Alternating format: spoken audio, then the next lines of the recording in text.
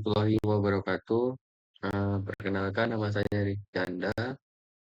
Saya dari mahasiswa Politeknik Riau, jurusan Sistem Informasi Generasi 24. Nah, baiklah di sini saya ingin menjelaskan untuk pembuatan video mengenai toleransi dan beragama dalam kehidupan sehari-hari, tugas kewarganegaraan. Nah, jadi di sini saya ambil adalah toleransi dan keberagaman dalam kehidupan sehari-hari.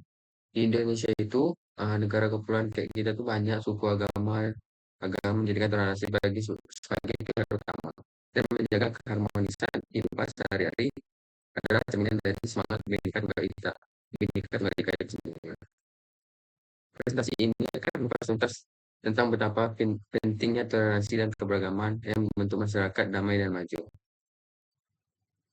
Nah, mengapa sih harus pentingnya toleransi di Indonesia? Nah, yang pertama itu ada karena negara kita ini adalah multi agama dan suku. Indonesia diakui secara resmi memiliki 6 agama dan ribuan suku bangsa dan adat istiadat yang berbeda.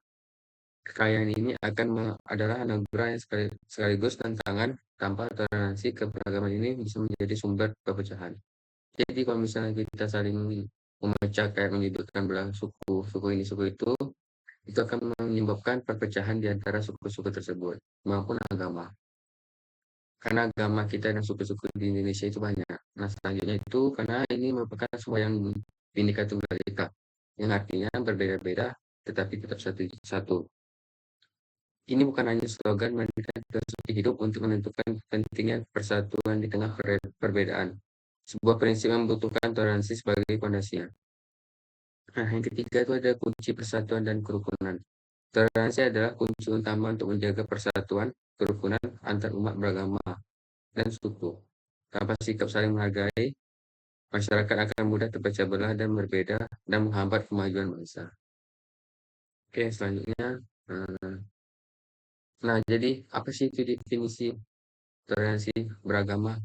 Yaitu yang pertama itu sikap saling menghormati. Toleransi beragama dan sikap dasar melibatkan saling menghormati, menerima, dan memahami perbedaan keyakinan agama dalam masyarakat. Yang kedua itu ada menghargai hak individu. Nah, di sini berarti untuk menghargai hak individu, setiap individu dan menjalankan keyakinan tanpa ada paksaan, gangguan, atau diskriminasi dari pihak lain. Jadi, kita tuh kalau untuk menghargai hak individu orang itu tidak perlu kayak memaksa dia untuk percaya ini, kita bebas mempercaya apa saja tanpa ada gangguan. Itu definisi dari toleransi. Selanjutnya itu ada toleransi aktif, lebih sekedar tidak mengganggu. Toleransi aktif ini melibatkan empat dan upaya untuk memahami serta menghargai perspektif orang lain, bahkan jika kita tidak sepenuhnya setuju. Misalnya kita tidak setuju nih, karena ada orang memberikan tanggapan apa, kita bisa memahami dan menghargai perspektif orang lain itu, supaya kita paham dan tidak asal-asal menunjukkan orang ini misalnya ini salah, ini benar. Dan itu sebenarnya toleransi aktif. Oke, selanjutnya itu adalah contoh kita toleransi dalam kehidupan sehari-hari. Nah, pertama itu adalah untuk menghormati waktu ibadah, memberikan ruang bagi teman atau rekan kerja untuk beribadah sesuai agama. Bisa tidak mengganggu saat azan berkumandang atau menjadwalkan rapat penting di waktu ibadah.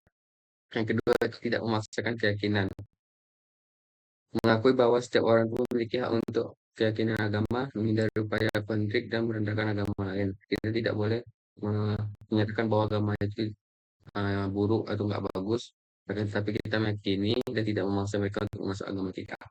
Yang ketiga itu partisipasi sosial lintas agama. Terlibat dalam kegiatan kemasyarakatan seperti gotong royong, membersihkan lingkungan, membersihkan tempat rumah ibadah, korban bencana, dan mempererat silaturahmi antara kelompok-kelompok agama. Nah, jadi saya akan menceritakan sedikit kisah inspiratif di Kampung Lumbung, Jawa Tengah. Salah satu bukti nyata indahnya toleransi di Indonesia itu adalah di Kampung Lumbung. Lumbung. Sebagai contohnya itu, mereka di Lumbung ini di Jawa Tengah ini menganut agama Muslim dan Kristen. Yang pertama yang patut kita contoh adalah mereka bersama-sama merayakan hari besar agama masing-masing, saling berkunjung dan berbagi kebahagiaan.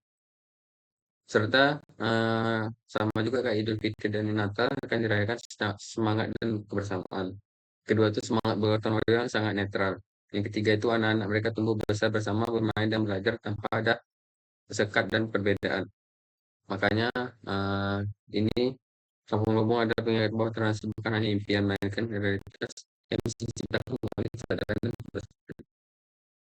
Selanjutnya, sikap toleransi yang harus diterapkan adalah tidak merendahkan agama lain. Nah, jadi sikap toleransi yang harus kita terapkan di kehidupan kita sehari-hari itu adalah tidak merendahkan agama orang lain. Ini sangat penting karena yang tidak merendahkan agama, menghina atau mencemooh ajaran, simbol maupun pemuka agama, pemuka agama lain, setiap keyakinan memiliki nilai dan martabat sendiri. Yang kedua itu adalah memberikan kebebasan beribadah. Kita tidak boleh memaksa orang beribadah dan memberikan waktu untuk orang beribadah. Yang ketiga itu adalah menjaga silaturahmi lintas agama, saling berkunjung jika ada acara ataupun ada musibah, supaya mempererat tali silaturahmi antara lintas agama. Nah, yang keempat adalah memahami perayaan perayaan agama lain. Kita ini diminta untuk mengambil inisiatif dan memahami sedikit tentang perayaan dan tradisi agama lain supaya kita tahu bahwa tradisi supaya kita menunjukkan rasa hormat dan membangun jembatan pemahaman mengenai agama-agama orang lain. Bukan berarti kita untuk harus memasuk ke agama tersebut, bukan. Cuma kita bisa menunjukkan rasa hormat dan membangun jembatan pemahaman. Nah, selanjutnya itu ada manfaat toleransi bagi kita itu adalah kedamaian sosial, citra positif internasional, mendorong inovasi, mengurangi konflik, melindungi persaudaraan, dan memperkuat nasionalisme. Nah, selanjutnya, nah apa sih tantangan apa sih apa apa sih tantangan toleransi di era modern ini? Nah, yang pertama itu adalah ujar kebencian dan hoaks. Penyebaran ujaran kebencian dan provokasi melalui media sosial menjadi ancaman serius. Informasi yang salah dapat dengan cepat tersebar dan memecah belahkan dan menumbuhkan rasa intoleransi. Yang kedua itu adalah fanatisme berlebihan. Kita meyakini bahwa agama ini benar, jadi kita eh, kayak beragama ini aja yang benar. Terlalu mendalami atau mencintai itu sebenarnya tidak boleh dan tidak dianjurkan konteks agama maupun ideologi. Selanjutnya itu ada ekspresi polaritas, kecenderungan masyarakat untuk berkata-kata dalam kelompok saling bertentang semakin nyata. Yang keempat adalah pentingnya dialog terbuka. Untuk mengatasi tantangan ini diperlukan sikap bijak dalam bermedia sosial, verifikasi informasi, serta mendorong dialog terbuka dan konstruktif antara umat beragama. Nah, jadi peran kita dalam membangun toleransi itu adalah yang pertama adalah mengamalkan ajaran agama dengan benar, yang kedua adalah menghormati perbedaan sebagai keyakinan, yang ketiga adalah berpartisipasi aktif dalam kegiatan agama, keempat adalah mendidik generasi muda. Nah, jadi kesimpulan adalah toleransi adalah kunci persatuan. Yang pertama itu kita mulai dari diri kita sendiri. Yang kedua adalah jaga lingkungan sekitar. Yang ketiga adalah membangun silaturahmi. Toleransi adalah fondasi yang tak tergantikan bagi Indonesia. Toleransi beragama yang kita miliki akan menjadi suatu kekuatan yang tak terkoneksi sebagai berkomitmen untuk menjaga kerukunan, mempraktikkan sikap dan menghargai persatuan dan rasa dan saya dapat Indonesia yang damai dan adil. Untuk akhirnya kita dan membawa cahaya ke Indonesia. Mungkin itu saja yang dapat saya sampaikan untuk membuat video ini. Mohon maaf jika ada kesalahan dalam perkataan atau pembuatan. Assalamualaikum.